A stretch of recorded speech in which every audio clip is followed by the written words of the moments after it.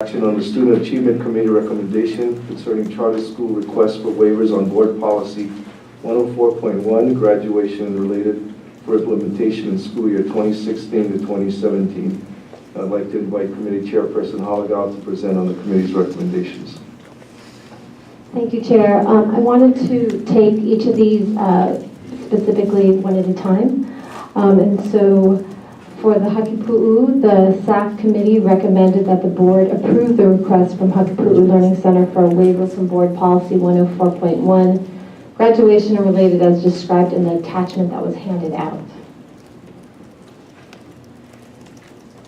So board members have before them a copy of the board action, the committee actions along with what we believe is what the board should be acting on in terms of being waived according to. And again, you want to take this one at a time? Yes. Okay. So any discussion? Okay. Board Member Horner? I'm in the minority, Chair, but I will speak on behalf of the chair of the commission. Respectfully, I will be voting against the recommendation as I did in the committee. I'd like to give the opportunity. We have 10 very active commissioners that work very, very hard. So rather than circumventing the process, I would recommend deferring as was requested and kick it back to the commission for their consideration of the new information rather than just going over their head and voting for this now. Thank you, Chair. Thank you. Any further comments or questions? Okay, let's call for a vote. All in favor? Aye. Any opposed? 3. Motion's carried. You have another one? Yes, number 2. The Student Achievement Committee recommends that the board approve the request from Hawaii Technology Academy for a waiver from board policy 104.1, graduation and related as described in the memorandum dated June 7, 2016 from the State Public Charter School Commission. Okay, any discussion? Call for a vote. All in favor? Aye. Any opposed? Okay, motion's carried. Thank you, Chair. The final recommendation, the Student Achievement Committee recommends that the board approve the request from Kaneoka New Century Public Charter School for a waiver from board policy 104.1, graduation and related as described in the memorandum dated June 7, 2016 from the State Public Charter School Commission. Okay, any discussion? Call for a vote. All in favor? Aye. Any opposed? Okay, motion's carried. Thank you. Good job. Next, we have action on the Finance and Infrastructure Committee recommendation concerning several board policies. And I would like to invite Committee Chairperson Grant Chun to present on the committee's recommendations. Thank you, Mr. Chair. Your Finance and Infrastructure Committee met on May 17, 2016 and took action to recommend adoption of the board policies that are listed in your agenda.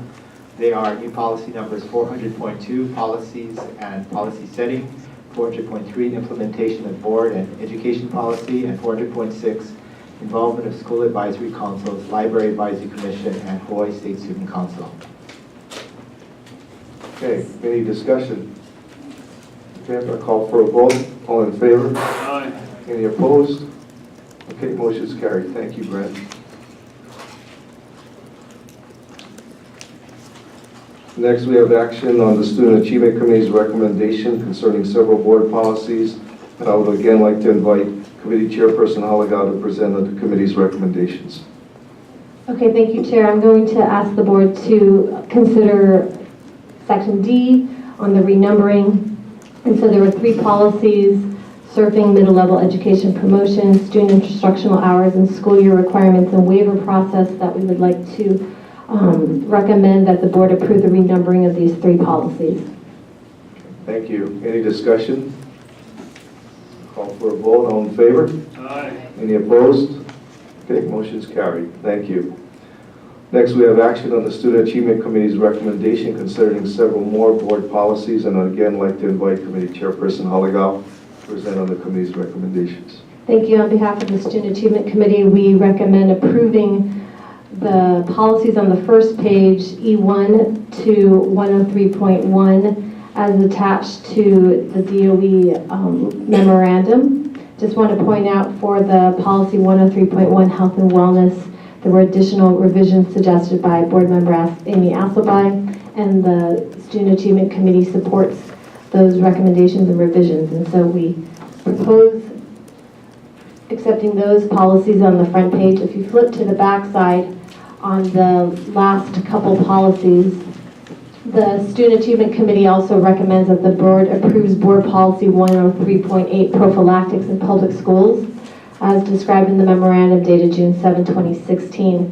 We do want to point out that the Student Achievement Committee also passed a motion instructing the department to include discussion of possible amendments to Board Policy 103.8 when obtaining feedback regarding the implementation plan for new Board Policy 103.4, School Health Services, and take into consideration the public testimony that was submitted on Board Policy 103.8. There were a number of over 100 testimony letters on this. Number 2, the needs of students and school level staff and faculty. Number 3, increasing the provision of healthcare services to students. Also, we would like the department to report back to the board regarding any proposed amendments to the prophylactics policy when Board Policy 103.4 implementation is next on the board agenda. So that is for 103.8. We recommend action on that. We do not recommend any action on E104. This will be part of, we don't believe that that needs to be taken action on. For E105 and E106, we recommend that the board approve both of these ENDS policies as proposed by the Department of Education. Thank you. Any discussion? Okay, I call for a vote. All in favor? Aye. Any opposed? Okay, thank you. Motion's been carried. Okay. Next, we have action on the Department of Education's operating budget restrictions for fiscal year 2015 to 2016 and the release of the $75,000 as requested by the governor for the Every Student Succeeds Act team. And I'll provide some background on this item. As you all are aware, the governor did form the ESSA task group, and they've been charged to put together a plan by the end of the year. As part of that plan, and this, because it was not anticipated with the passage of this act, the governor has asked for a release of these funds to provide for costs related to the ESSA summit meeting that's going to be held on July 9th, as well as outreach programs to communities and other stakeholders, as well as to cover travel expenses. So I'm making the motion to approve of this release of the $75,000. Any discussion? Board Member Williams. Chair, I understand there's an update on the department's request for release of all the funds, one section of funds, 4.6 million, I think. I think it's appropriate to consider that, not action on that, but to have that information as part of this discussion. Could we get an update?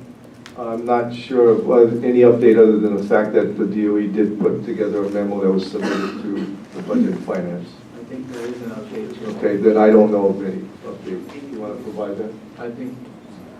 Okay. Assistant Superintendent. Sorry. No, sorry.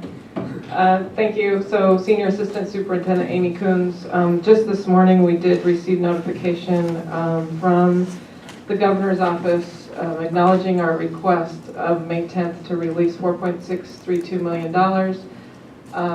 So that was approved today, less the $75,000 funds that were already released. So the Governor approved $4.557 million of release of restrictions for fiscal year 16 to cover some shortfall areas. Okay, thank you. Vice Chair De Lima.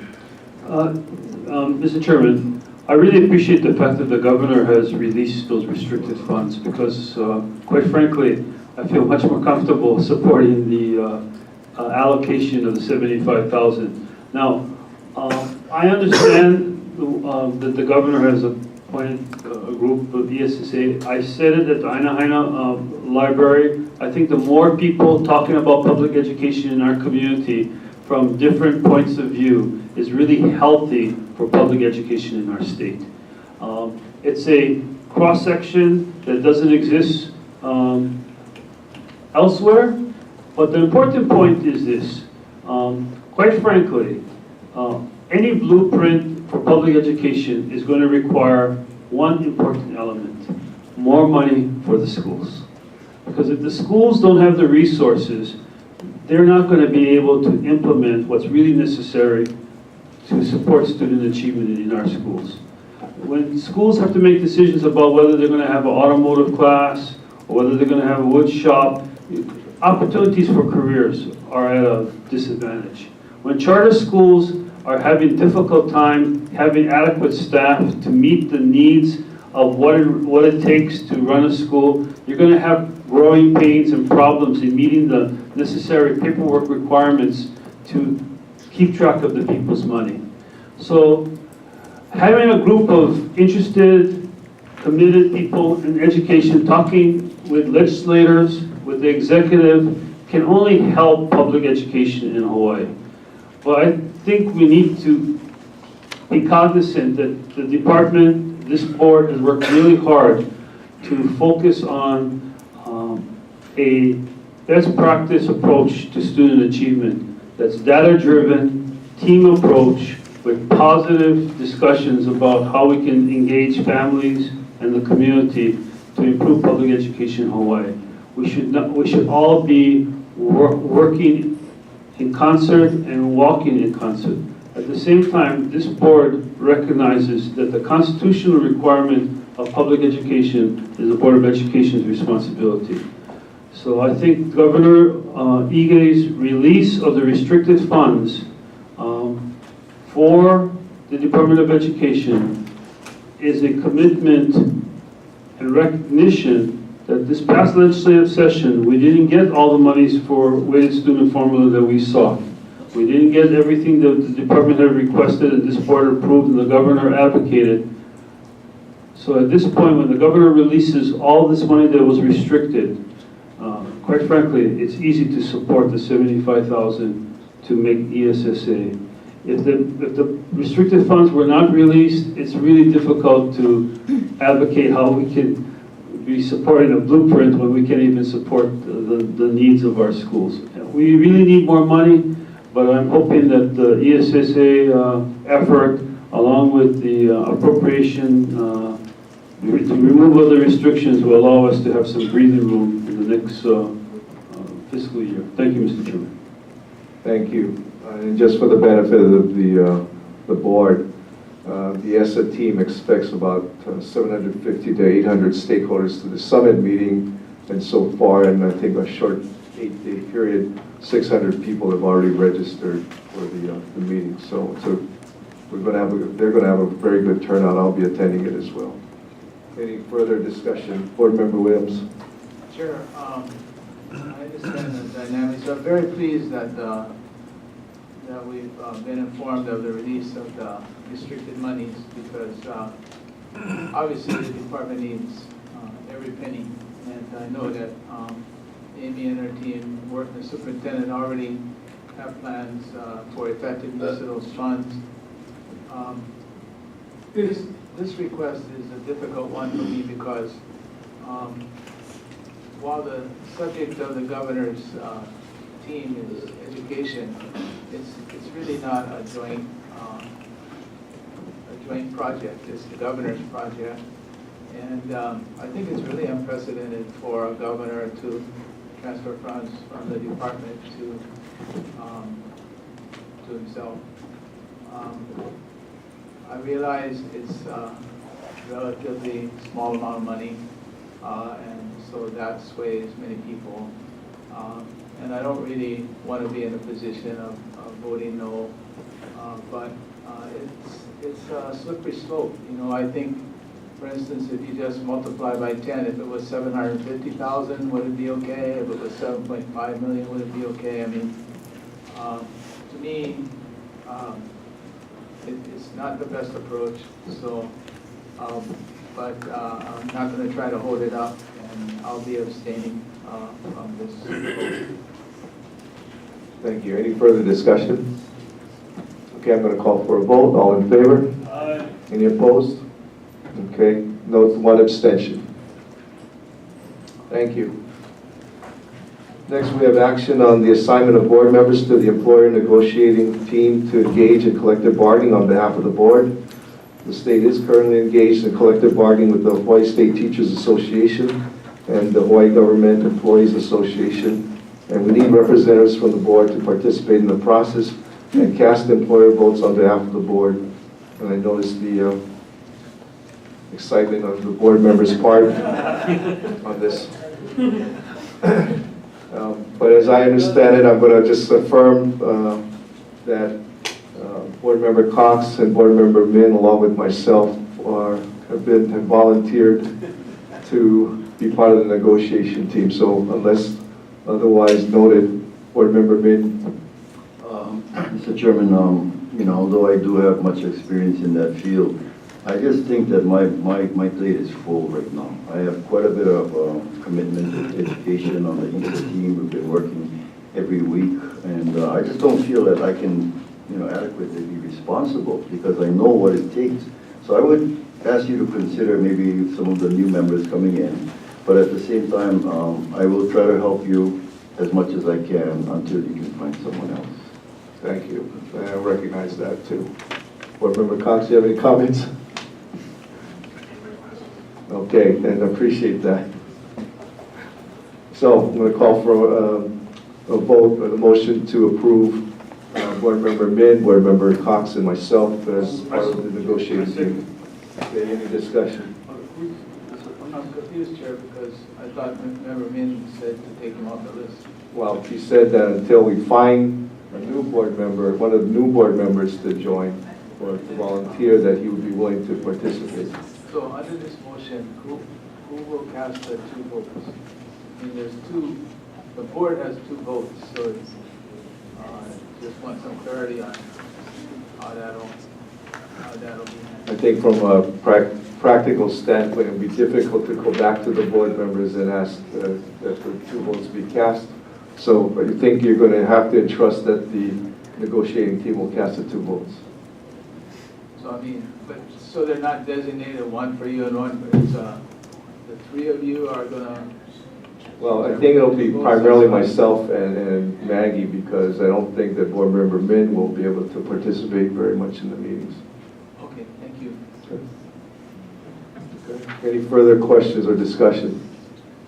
Okay, call for a vote. All in favor? Aye. Any opposed? Yeah. Okay, thank you.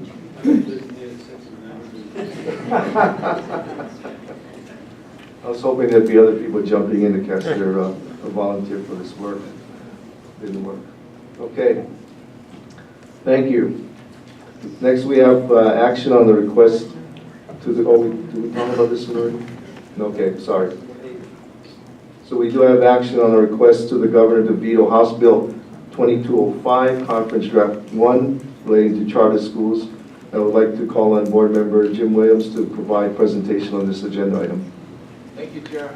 Members, I hope that you all found the memo. It was in your stack when the meeting started. It was actually distributed yesterday, and I think also posted yesterday, but it wasn't in the binder. So I want to make sure everybody has that. Is there anything you'd like to share though in that memo, just for? Yes, I was. There's testimony from Connection Public Charter School. There's testimony from Hawaii Academy of Arts and Sciences. There's a letter. It's not testimony. There's communication from Senator Kidani. There's testimony from the commission as well. So the memo just basically reviews what's happened. There were two bills. The Senate bill died. The House bill made its way through and passed. Summarized the testimony was, except for the commission and one individual was overwhelmingly opposed. The board testified against it. One section was deleted. The other sections may have been revised, but were retained. The two that provide the most concern are sections 3 and 4. Section 3 is not so much a board issue, but it's I think it's a fatal flaw. It provides what all of us on when we're appointed to a board, we have protection from liability through statute. And that same protection is afforded to commission members and most other boards and commissions. This provision would extend that protection to applicant boards, which are not yet government entities. They're private entities, which is very unusual. From the board's point of view, section 4 is greatest concern, because for high stakes decisions, including renewal, non-renewal, and closure of a school, up until now, the commission, just like this board, has been subject to Chapter 91, the Administrative Procedures Act. But this bill would exempt the commission from Chapter 91 for those high stakes decisions. And our board had already testified against that provision. So there's additional information presented, but I won't go through all of it. But for these reasons, I ask that the board, I move that the board request Governor to veto House Bill 2205 CD1 and authorize the chair to submit this request to the governor based on the rationale stated in this memorandum. Okay, any discussion? Board Member Horner? You said the commission is taking the position, trying to find testimony.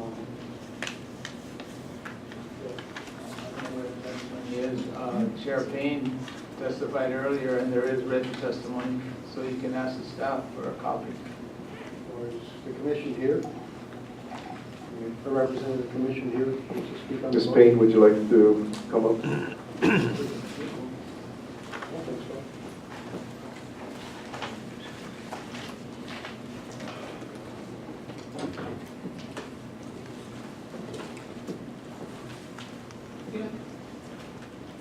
Thank you. I'm Yvonne Lau, who's our acting executive director with me also. My question is, what's the position, we've seen Mr. Williams' recommendation to the board earlier testimony, but I just want to get more clarification. Okay, I think he said that section 3 and 4 were the most problematic for him. I just wanted to speak to section 3, where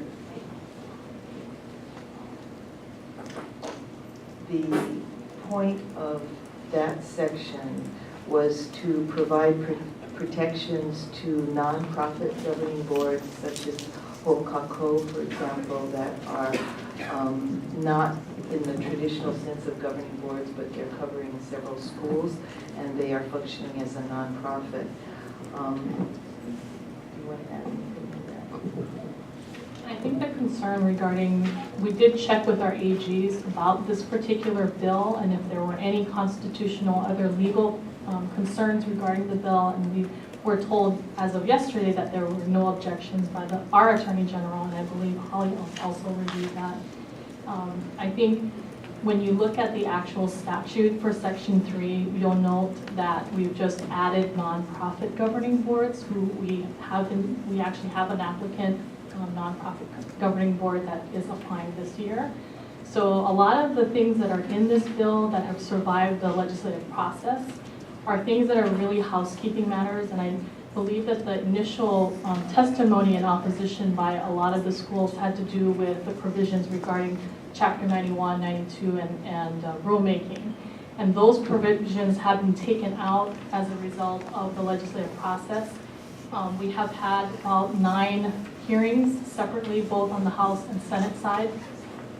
There was initial testimony from the board, but subsequent to that, there have been work done with the ed chairs and also with Ways and Means and Finance on addressing a lot of the concerns by the stakeholders that have testified. So what came out of conference committee is the bill that sits before you, and I would suggest that we look at, one of the points of contention, I think, between some of our schools and the commission have to do with this contested case hearing requirement as it relates to non-renewal, renewal, and revocation matters.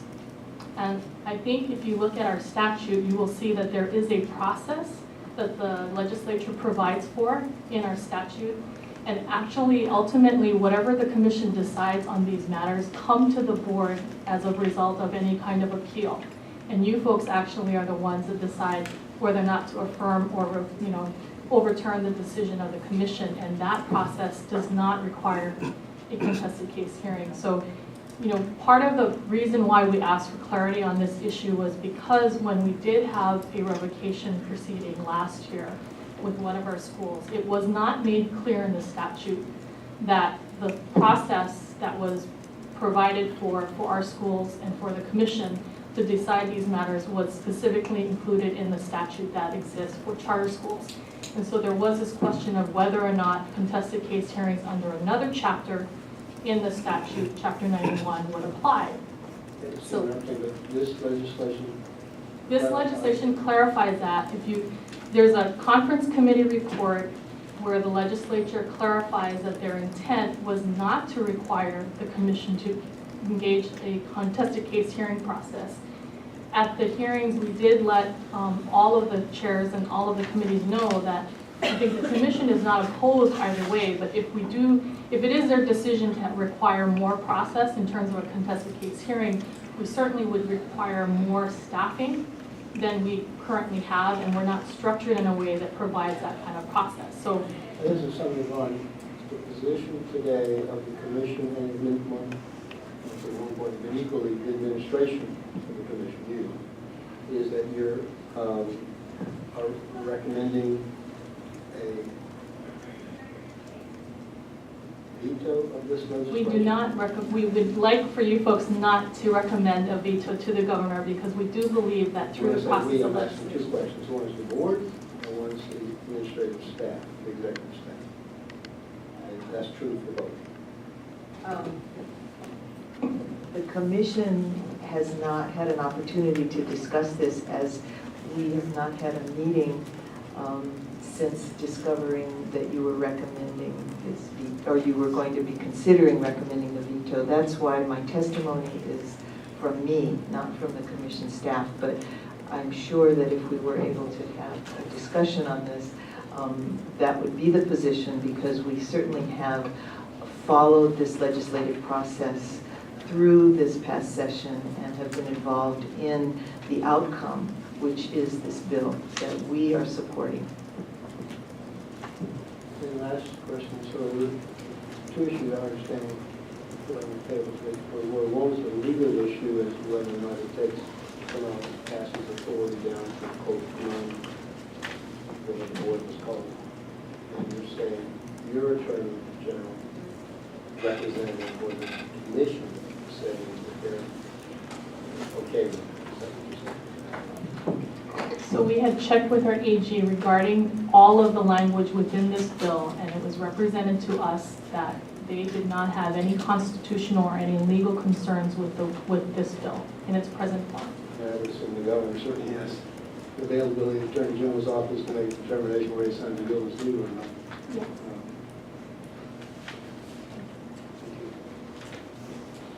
Any further discussion? I have some questions. Vice Chair DeLima. Ms. Lau, in terms of what was I mean, the bottom line is, you didn't really have to tell us what your attorney advised you, since that's attorney-client privilege, but since you have, my inquiry would be, was the specific discussion that a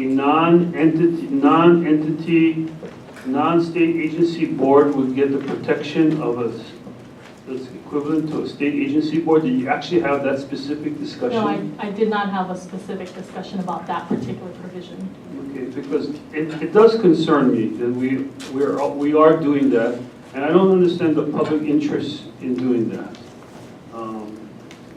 And were you the one that proposed this to the legislature and the commission? Because I want to understand what the public interest is to provide such an extension of immunity.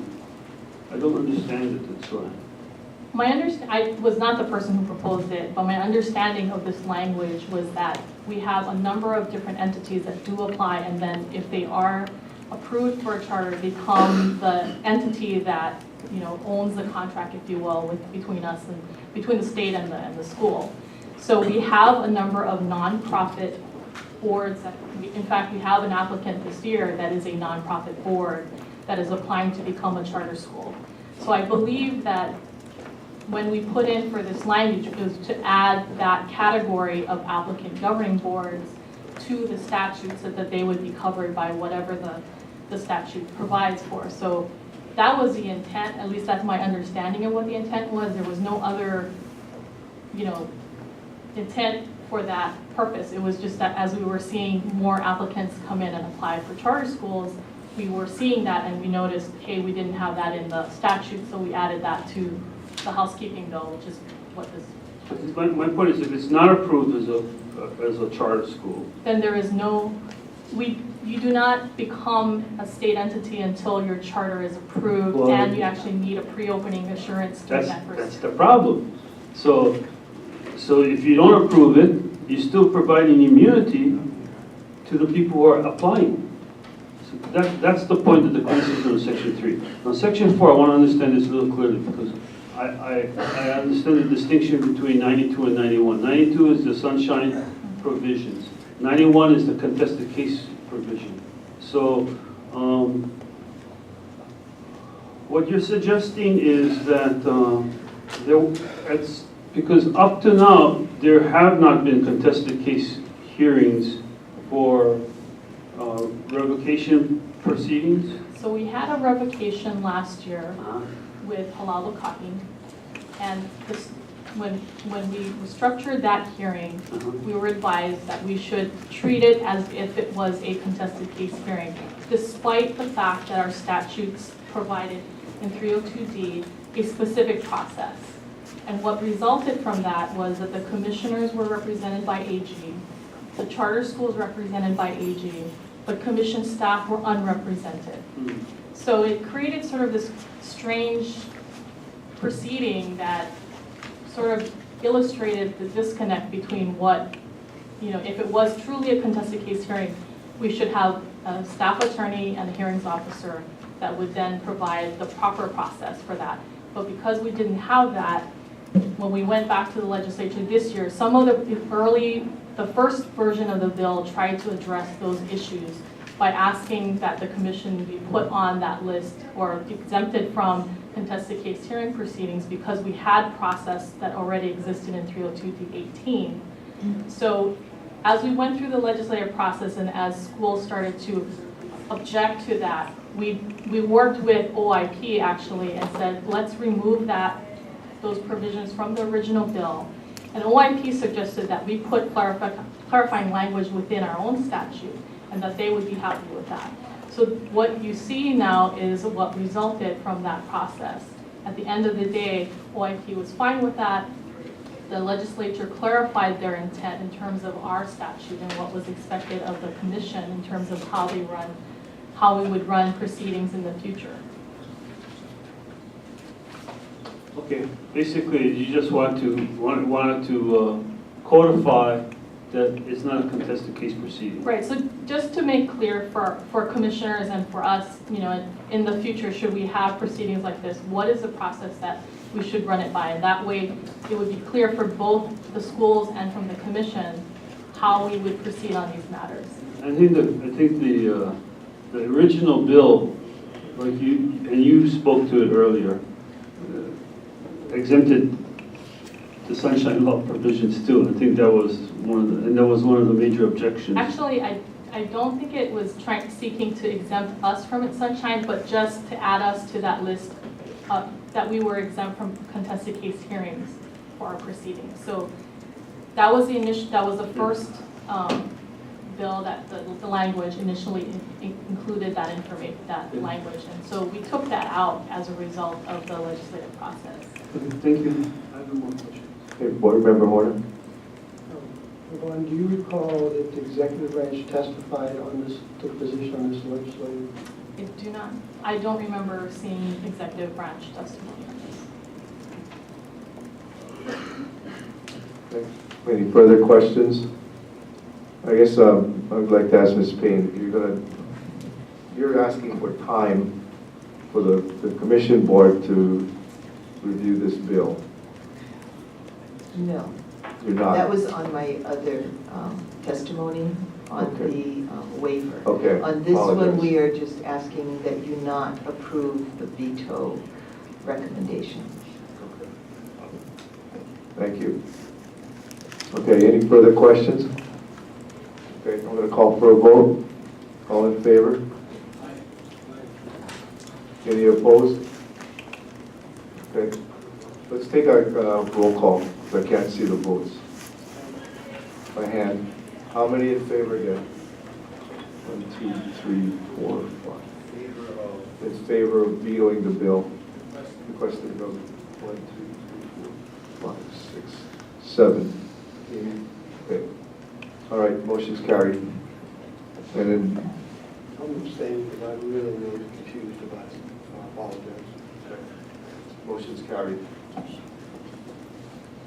Okay. We'll now vote to go into executive session to consult on the board's attorney on the matters described on the agenda and deliberate on matters concerning the authority of persons designated by the board to conduct labor negotiations. May I get a motion? All in favor? Aye. Okay, we'll move to executive session. Please turn off the mics. Thank you.